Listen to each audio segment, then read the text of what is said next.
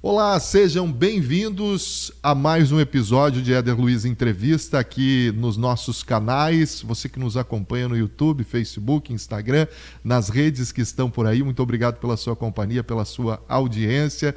Esse programa é destinado a trazer conhecimento, novidades, sempre com convidados que a gente faz questão de ter aqui, porque são referência na área em que atuam, nos serviços que prestam. E hoje eu estou tendo a felicidade de receber a doutora Lígia Piffer.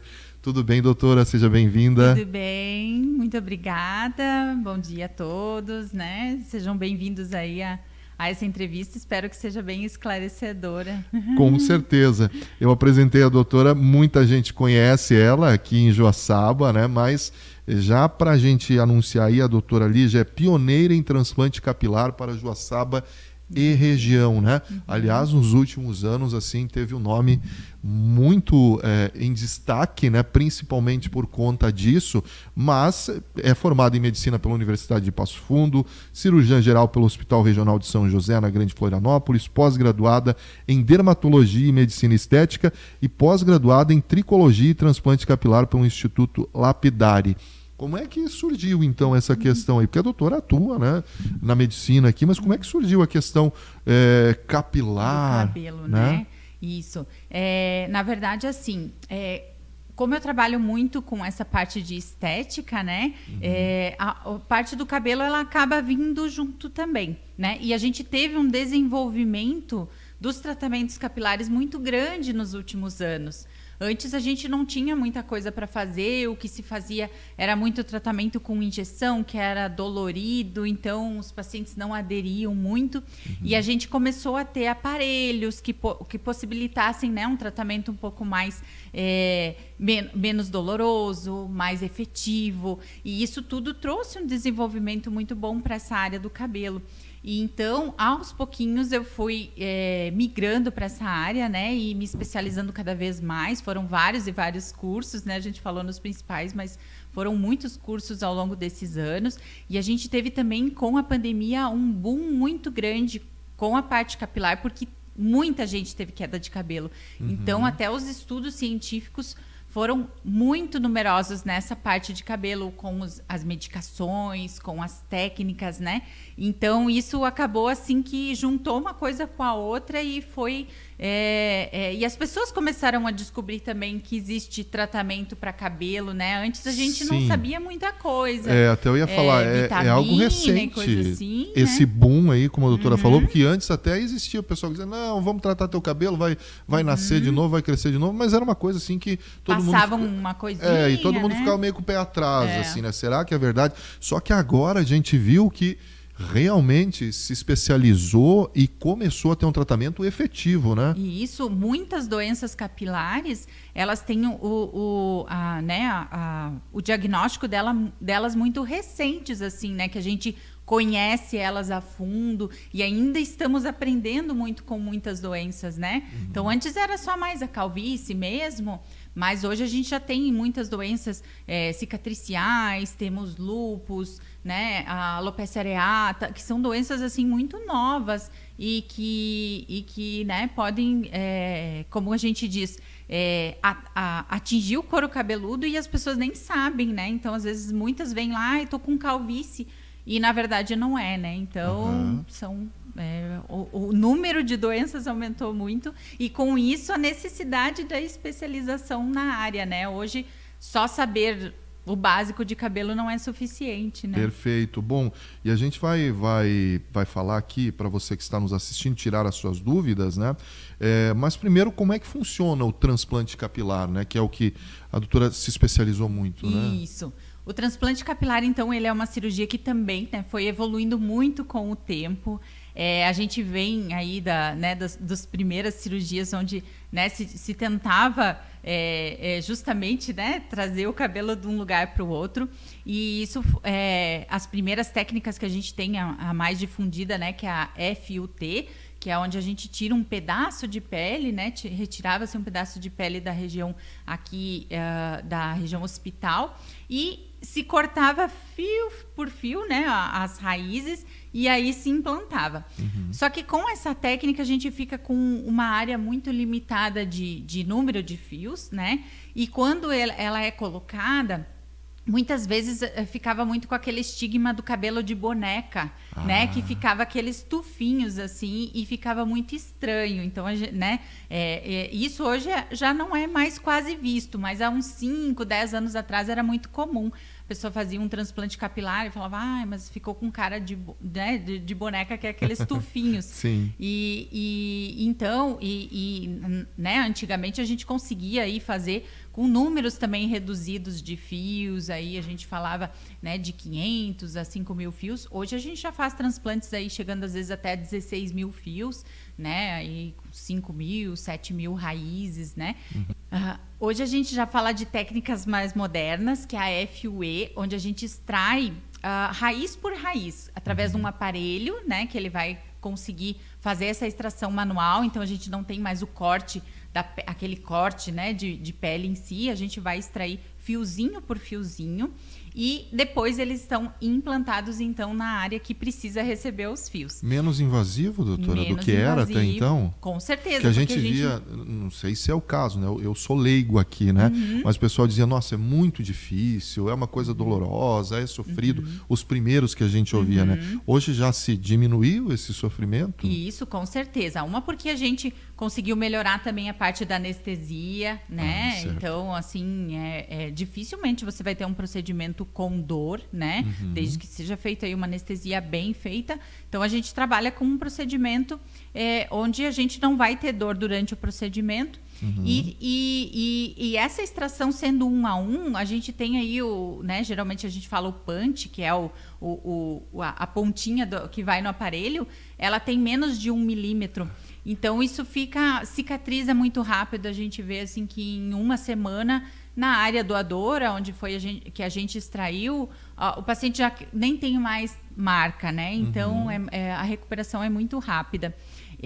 Então, geralmente, o que a gente faz? Retira das áreas doadoras, que são geralmente a parte lateral e atrás, e aí implanta na área receptora, que é onde a gente precisa, né? Certo. E esse transplante, ele é igual para todos os pacientes, para todo mundo que procura o tratamento? Isso, na verdade, essa que é a base da gente entregar um resultado bonito, né? Porque cada paciente tem uma necessidade diferente, tem um desenho diferente do rosto, né? Certo. Então, tudo isso tem que ser feito de uma maneira que fique bem natural. Tudo é levado em conta. E tudo, né? O estudo é todo individualizado de paciente para paciente. Quantos fios a gente vai precisar? Tem paciente que é mais novo, então a gente, né, pode dar mais ênfase na região das entradas e do topete. O paciente que é mais velho, mais calvo, né, a gente pode espalhar um pouquinho mais, deixar uma densidade um pouquinho menor, mas que entregue um resultado mais natural. Então, assim, tudo isso tem que ser levado em conta. Então, a gente não tem uma forma de bolo para todo mundo, né? E tem um limite de idade, aí a doutora falou mais jovem, mais velho, enfim, tem um limite, alguma coisa assim? Olha, a gente não trabalha com limites, trabalha com indicação mesmo. Óbvio que quando o paciente é muito novo, sempre a gente vai tentar, às vezes, até dependendo da avaliação, um tratamento clínico, alguma coisa, né, que a gente possa segurar um pouquinho o transplante. Porque da mesma forma que a gente, né, vai tirar a raiz, a raiz que a gente tira, ela não vai mais nascer ali. Então, a gente tem um limite que a gente consegue tirar para que você ainda fique visivelmente, não apareça que você fez a cirurgia, né? A gente fala aí mais ou menos que a gente consegue tirar até uns 50% da nossa área doadora sem que ela fique visível, que fique assim aquele, né? Às vezes até uns pacientes dizem, mas eu vi o fulano fez e ficou falhado, né? Então isso que a gente não quer também, né? Sim. Que fique falhada a região que doou, né? Porque aí você tira o objetivo, né, de uma cirurgia ficar bem feita.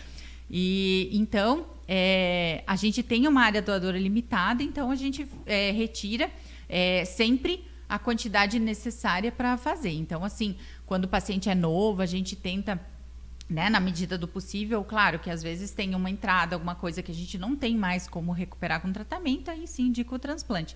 Mas na possibilidade, por isso que eu sempre digo para os pacientes, sentiu já que o cabelo está afinando, tem a genética, né, do pai ali, da mãe, da família do pai, da família da mãe que vai ficar calvo, é sempre bom procurar já, né, um profissional para já fazer um cuidado, né?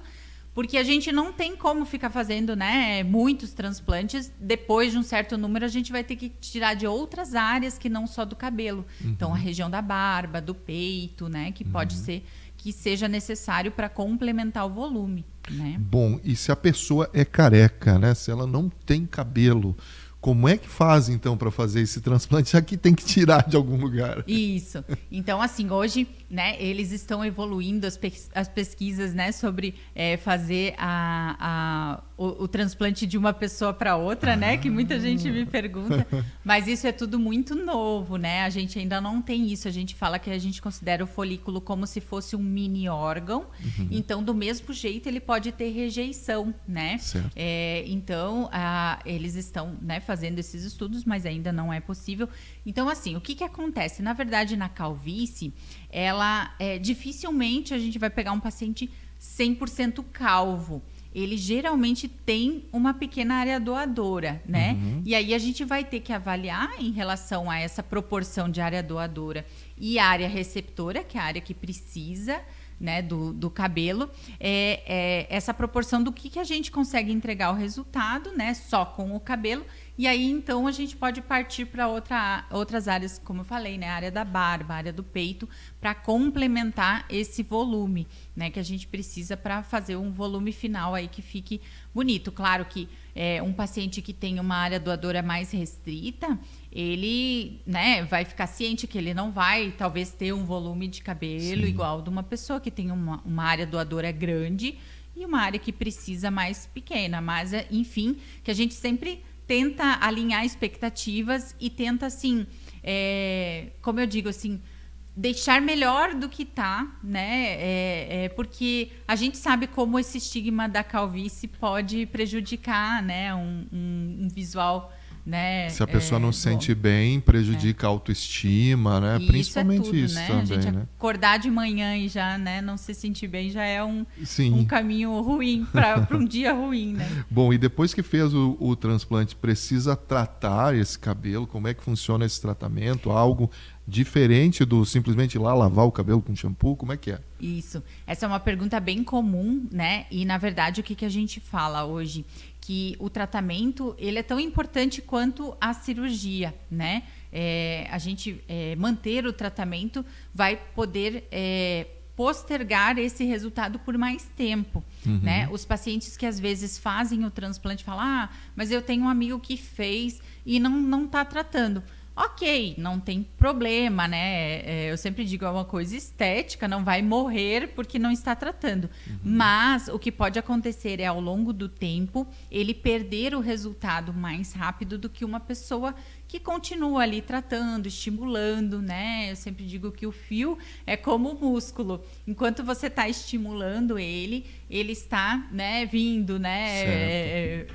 E a partir do momento que você para, se você tem genética para calvície, até mesmo os fios transplantados, claro, eles têm, a gente fala aí, né, da parte fisiológica, essa área que a gente fala área doadora, ela não tem o que a gente chama de receptor por um hormônio chamado DHT, que é ele que é o responsável por fazer essa miniaturização do fio, esse fiozinho que vai sumindo, que vai, né, morrendo até ele morrer o folículo.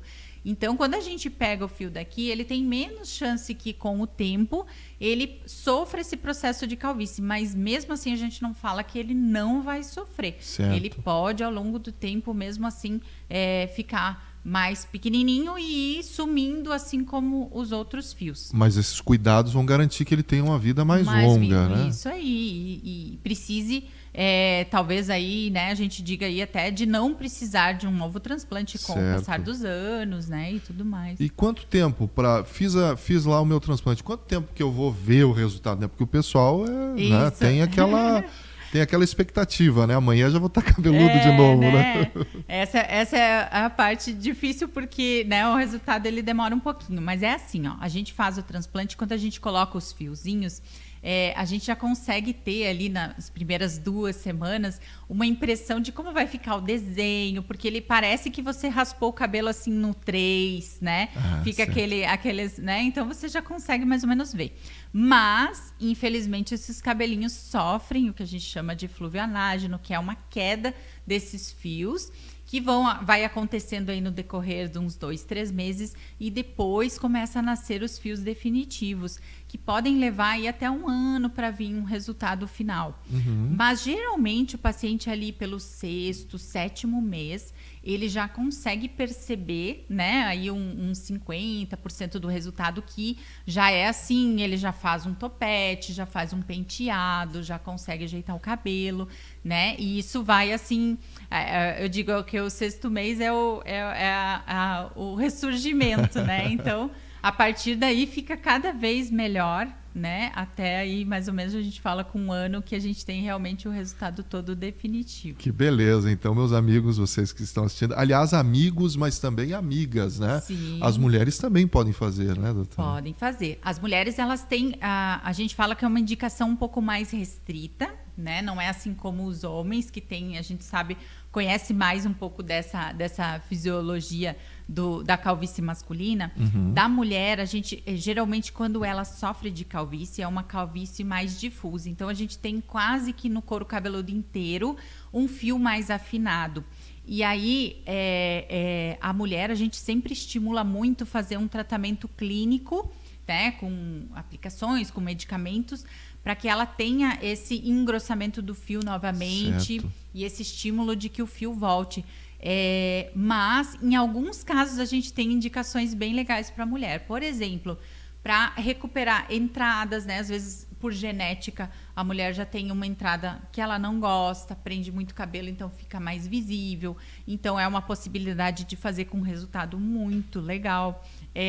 Que mais? Nesses casos de calvície, que às vezes a paciente já está toda otimizada de tratamento, já está tratando ali há bastante tempo, mas ainda assim ela tem um pouco menos de densidade em cima que ela gostaria de melhorar. Então, aí sim a gente pode indicar, né? Às vezes alguma correção de cicatriz, um transplante de sobrancelha também. Tem isso também. Essa é uma sobrancelha novidade. E barba também. Eu ouvi há pouco tempo essa questão de transplante de sobrancelha, né?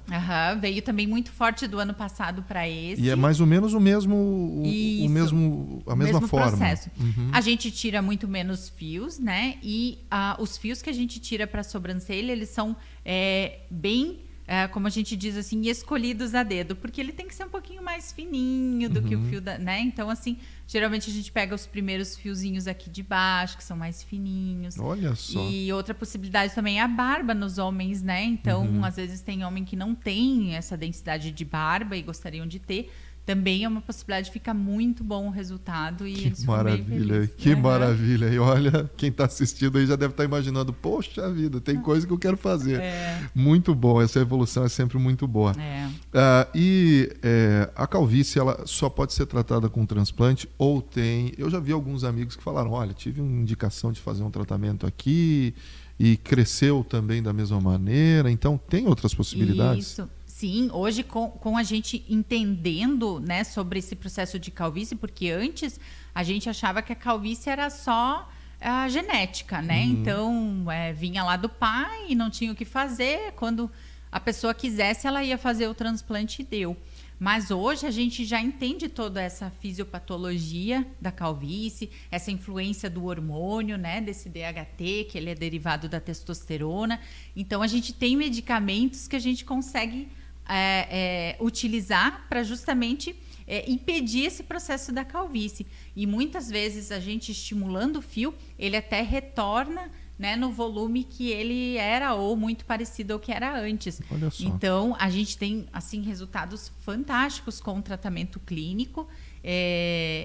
Né? Hoje, como eu falei, a gente tem uma evolução de tratamentos, aí aplicação de medicação no couro cabeludo, lasers que a gente pode usar, né? aqueles capacetes de LED, né? Que é aquela luz vermelha, né? Então, são muitas tecnologias. A gente fala muito de medicina regenerativa também, do ano passado para cá. Isso veio, assim, muito forte. Então, exossomos, PDRN, que são todas substâncias micropartículas, né, derivadas ali da célula do DNA e que fazem todo esse estímulo para que o folículo, né, que é a raizinha do cabelo, possa voltar de novo, né? Eu digo assim, acordar ele e dizer, opa, peraí, ainda não está na hora de dormir. É muito animador, de fato, é muito animador mesmo, porque a doutora tem falado do tratamento, mas que vem surgindo ainda muita coisa, né? Então, os indicativos são muito bons pelo que vem pela frente, né? Muito legal. Eu digo assim, ó, tem alguns pacientes que às vezes consultam e eu falo, olha, você é um paciente que pode escolher, ou você pode fazer o tratamento ou o transplante, porque você, né, ainda tem muito fio, a gente consegue recuperar. Claro que essa necessidade, tudo é discutido junto com o paciente, por isso que a gente falou, né? Isso é tudo individualizado. Porque às vezes realmente tem paciente que não quer cirurgia de maneira nenhuma, né? Apesar de não ter, né, mais muito assim, doutora, eu não sou da cirurgia, eu tenho medo, enfim, né? Então, assim, olha, até onde a gente pode chegar é aqui, se for suficiente para você, ok, né? E em outros casos, aí a gente pode dizer, olha, né, é possível fazer o transplante para ti e depois continuar o tratamento, então... E no caso, quem já fez um transplante, né? Pode fazer outro, tem um tempo, enfim, é possível isso? É possível. A gente diz assim que a partir de 6 meses de realizado o transplante, a gente já pode fazer um novo transplante. Isso às vezes é muito usado, por exemplo, num paciente que precisa, tem uma área receptora muito grande, né? Ou seja, precisa de muito cabelo e tem uma área doadora um pouco restrita. Então, às vezes a gente faz o que a gente fala transplante em 2 etapas. Então, a gente faz uma primeira etapa, às vezes ou só na parte da frente, ou com uma pequena densidade em toda a região, e depois a gente faz uma segunda etapa para complementar esse resultado. Ou, como a gente comentou antes, sobre os pacientes que às vezes fizeram há um tempo atrás, né, ou não continuaram o tratamento, ou era uma técnica antiga, que não fez toda a cobertura que queria, quer melhorar, ou às vezes o desenho não gostou de como ficou, né, ou às vezes com o passar do tempo, né, perdeu um pouco do resultado porque às vezes não tratou e os fios nativos dele continuaram afinando, então só sobrou os do transplante. Então, é possível realizar, né? Sempre bem programado. Eu sempre digo assim que a escolha dos profissionais para fazer é muito importante, justamente por causa dessa restrição que a gente tem da área doadora, né? Então, assim, às vezes você escolher um serviço que não é muito, né, legal, que não vai se preocupar com isso, né? Com esse cuidado de daqui para frente, né? Talvez mais para frente você precisar de um novo transplante. Então, eles podem, como a gente diz assim, dilacerar sua área doadora. E aí sobrar pouco para a gente poder fazer uma segunda sessão e aí ter que recorrer, né, a essas outras áreas que a gente falou, de barba, peito, enfim, né? Então, hoje a gente teve essa disseminação do transplante capilar, né? A gente tem mais acesso, tem, né, muitos profissionais fazendo, inclusive franquias, né, que acabam colocando aí, às vezes até são profissionais técnicos que são treinados, mas que às vezes eles não têm esse conhecimento científico tão profundo sobre o cuidado com o fio, sobre o cuidado com a raiz, né? Então, por isso que é importante, né? Às vezes, né? Tudo que a gente fala na vida, né? O preço, às vezes, pode ser... não, né? Muitas vezes não tem que ser o seu método de escolha, porque às vezes isso pode trazer mais para frente consequências. Precisa, né? Conhecer o profissional, saber das referências, né? Questão de quanto tempo está no mercado também, e até conversar com outros pacientes, né? Que têm o resultado já, né? Isso é importantíssimo, né? Bom, qual é a dica, então, para quem está nos assistindo agora? Pô, fiquei interessado. O que eu faço? Como é que... Claro, procurar um bom profissional, mas quais são os primeiros passos para quem quer fazer um transplante ou um tratamento? Isso. Então, o primeiro passo é justamente a avaliação, né? Essa consulta, né? Seja com um profissional, enfim. Às vezes, né, a gente estava falando das franquias, elas fazem muito essas consultas por WhatsApp, né? Então você manda foto, elas avaliam, e eu tive muita gente que já falou assim, ai, mas eu já mandei foto e eles falaram que eu não tenho área doadora, que não sei o quê, né? Então, assim, não é bem assim. Essa avaliação, ela é muito boa quando é presencial, porque a gente consegue, através de um aparelho, olhar a raiz do cabelo com aumento, né, aí de 60 vezes, 70 vezes. Então, a gente consegue ver a vitalidade dos fios, né, avaliar toda a parte de área doadora, às vezes indicar, então, um tratamento para o paciente antes de um transplante, né? Então, isso tudo é importante para a gente, no fim, chegar num resultado satisfatório, né? Então, não é só aquele negócio de, mandei a foto, marquei a cirurgia, fui lá, fiz e deu, né? Saí de lá com um shampoozinho e tá tudo certo. Então, envolve muito mais coisas. É um procedimento, eu sempre digo, que ele tem muitos pequenos detalhes. E cada pequeno detalhe vai fazer muita diferença no resultado final. Então, desde a colocação do fio, que a gente tem que cuidar da angulação dele, como a gente coloca, para não ficar muito espichado para cima, ou para não ficar torto, né? Enfim, tudo isso na hora de fazer a cirurgia, né? Na hora da extração, para a gente, então, não fazer essa... né, devastar, como a gente diz, a área doadora. Então, a gente tem que cuidar ali também. Então, os cuidados do pós-operatório, os tratamentos que a gente faz depois, isso tudo vai agregar para que o resultado final seja bonito, seja satisfatório, seja legal, né? Então, por isso que esse envolvimento, né, do profissional com o paciente tem que ser... eu digo assim, né, um casamento, né? Tem que ser muito, muito legal, muito próximo, né? O paciente tem alguma dúvida, ele tem que ter fácil acesso à equipe, né? Porque a gente tem complicações, como toda cirurgia, então, assim, o profissional também tem que saber conduzir, então, né, tudo isso é importante. Então, recomendo para quem tem interesse fazer uma avaliação com o profissional,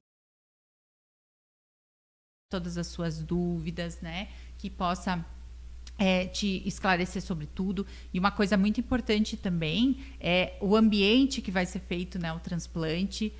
Até o ano passado saiu uma resolução, né, do Conselho de Medicina falando que precisa ser num ambiente com nível como se fosse hospitalar. Existem algumas clínicas que têm, né, esse ambiente que a vigilância exige, né, tudo certinho, de ambiente como se fosse hospitalar, como se fosse, né, um centro cirúrgico dentro de uma clínica, mas que cuidar justamente para não fazer assim numa clínica que tá ali, tá fazendo alguma coisa mais simples e aí faz um transplante capilar que é uma cirurgia demorada, né? Aí pode durar 8 horas, como pode durar 12, né? Então, assim, tudo isso, contaminação, né? Então, tem muita coisa envolvida. Então, assim, ver também aonde vai ser feito, né? O que envolve tudo isso. Então, tudo é importante. Com certeza, importantíssimo, foi esclarecedor, com certeza, todas essas informações que a doutora trouxe. Nosso tempo está esgotando, mas a gente pede aí para você que nos assiste, deixe a sua pergunta também, né? Se tiver dúvidas aí, a gente vai encaminhando para a doutora, vamos trazendo aqui. Também, se tiver mais dúvidas, podemos conversar em outra oportunidade, né? Fazer uma parte 2. Parte 2, com certeza. Agradecer por estar aqui presente, doutor, e trazer essas informações tão úteis, né? É a primeira vez que a gente leva esse conteúdo voltado ao transplante, cuidados capilares. Eu tenho certeza que o nosso público gostou muito. Obrigado por ter vindo aqui participar. Obrigada pelo convite e até uma próxima. Até a próxima. Nossa entrevista de hoje fica por aqui. Obrigado a todos que acompanharam e na semana que vem nós voltamos com mais um convidado.